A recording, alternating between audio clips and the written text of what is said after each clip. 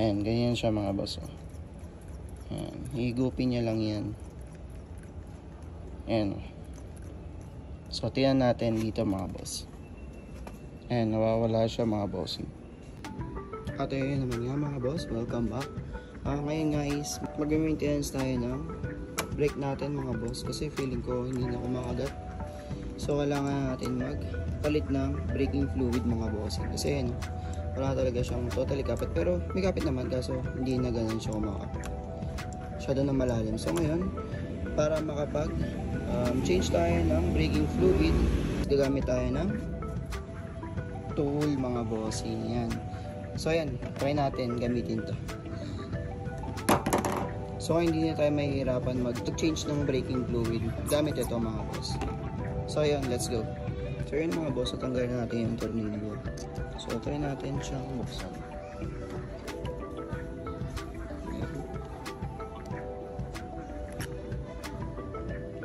Ayun, malinis pa naman siya. Ayan, pero try natin magpalit muna kahit paano. So yun, ang gagamitin natin pang palit ng braking fluid is yung Bosch mga boss .4 yan. Kasi sa NMAX V2, ayan yung recommend. Ayan yung recommend. Ayan, .4. So ayan, gawapalit tayo mga boss. So ngayon boss, para matanggal natin yung fluid na ito is bubuksan natin to mga boss. Ayan. Yun. So ayan, ganun siya mga bossing pagbubuksan. So ngayon sa pagbuo nito mga boss, ganito lang siya. Ilagay nyo lang tong gasket na to. Ayan. So pag nalagay nyo na yung gasket mga boss, dito na siya. Ayan. So ganyan siya mga bossing. So try natin. Luwagan nyo lang siya mga bossing. Ayan. So kung mapapansin nyo, lumalabas na yung fluid dyan. So pag pinump nyo siya, ayan, ayan, hihigupin nyo yung mga bossing. Ayan, ganyan siya mga boss.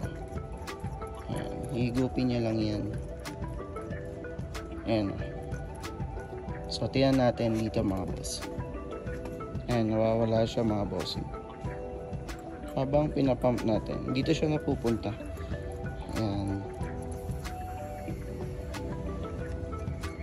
So ngayon, uubusin muna natin to.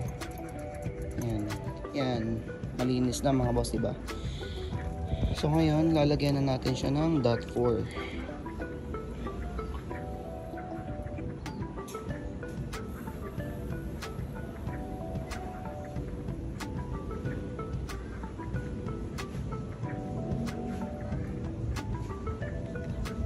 Ayan.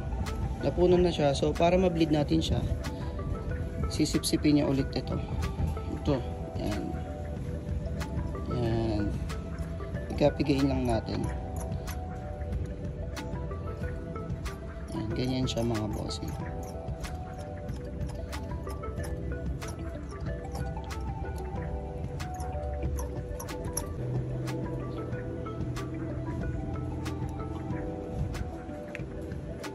So once na nakikita nyo na sisimot na siya mga boss, wag nyo siyang hayaan na masimot. So ayan, lalagyan na natin siya ulit.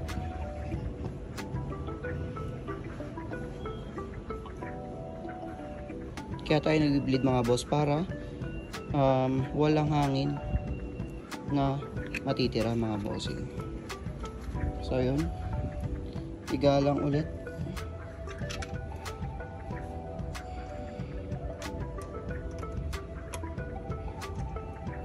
Yan, ganyan siya mga boss. Then, higpitan nyo yan. Then, piga. Yan. Pigayin nyo lang. Release. Yan, mapapansin nyo, meron siyang bula-bula pa mga boss. So, lagayin ulit natin.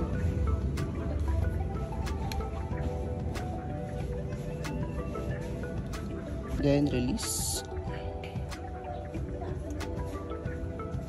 Off. Then check nyo muna mga boss. Meron pa naman. Then release. Ayan. Kung mapapansin nyo, may mga bula-bula pa mga boss. Ayan. Since tayo lang naman mag-isang nag-check, tingnan nyo rin. Ayan. Since may mga bula-bula pa, ibig sabihin yan, meron pa siya. So, lagyan lang natin ulit. So, ayun mga boss, pansin nyo. Sobrang higpit na. Ayan. So, ayun mga boss, ayun yung use na itong pump niya dito sa caliper natin mga bossing. Ayan. So, ayun nakuha niya. So, ayun, possible na gusto nyo pang gamitin kasi since bago lang naman to at dinemonstrate ko sa inyo, pwede nyo pa rin siyang gamitin mga bossing. So, ayan, kung nagustuhan nyo itong pang pump natin, ayan, sa mga master brake natin mga boss, ilalagay ko na lang to sa yellow basket. Peace out. Follow now.